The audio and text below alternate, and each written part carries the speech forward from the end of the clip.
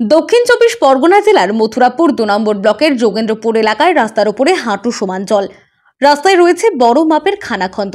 স্কুলের ছেলে মেয়েদের থেকে পথচারীরা যাতায়াতে পড়ছেন সমস্যায়। সেই অভিযোগ তুলে প্রায় শতাধিক মানুষ রাস্তা আটকে বিক্ষোভ করে। হঠাৎ ঘটনাস্থলে মথুরাপুর ২ নম্বর ব্লকের পঞ্চায়েত সমিতির সভাপতির গাড়ি এসে পড়ে। বিক্ষোভকারীরা গাড়ি আটকে রাখেন। শেষ পর্যন্ত পঞ্চায়েত সমিতির সভাপতি জয়ভূষণ ভান্ডারী নিচে নামেন। বিক্ষোভকারীদের কাছ থেকে মাইক নিয়ে রাস্তার এই বেহাল দশার জন্য ক্ষমা চান। একের পর এক মোটামুটি অত্যন্ত বেহাল অবস্থা, অস্বীকার করার কিছু আমাদের সম্পর্কে যে কথাটা সঠিক কথা বলছে এর জন্য আমি রাখি না, কোনো কারণ নেই। আমি ওই এলাকায় মানুষ, এই এলাকার লোক, এটাকে সম্পূর্ণ সত্য, যে কোনো মুহূর্তে অ্যাক্সিডেন্ট হতেই পারে। তবু একটা কথা বলে আপনারা বলেছেন, আমি বিডিও সাহেবের সঙ্গে কথা বলি, যতটুকু সাধ্য সামর্থ্য, এটা আমাদের সাধ্য সামর্থ্যের মধ্যে নেই, যতটুকু সাধ্য সামর্থ্য যেটা আপনারা বলেছেন যেভাবে করা যায়, আমি বিডিও সাহেবের সঙ্গে কথা বলি।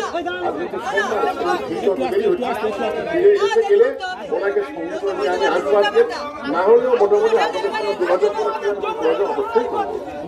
বক্তব্যের মাধ্যমে আশ্বস্ত করেন রাস্তার কাজ করার। তবে বিক্ষোভকারীদের দাবি, কবে কাজ হবে কথা না দিলে গাড়ি ছাড়া হবে না। থেকে পুরো দমকল পর্যন্ত এবং কাঁচারিপাড়া থেকে শিশুপালের মোড় পর্যন্ত রাস্তার বেহাল দশা। স্কুলের বাচ্চারা সঠিক সময়ে স্কুলে যেতে পারে না। স্কুলে যেতে গিয়ে পড়ে গিয়ে তাদের জামা কাপড় ভিজে যায়, স্কুলের বইপত্র ভিজে যায়, তারা বাড়ি চলে যায়।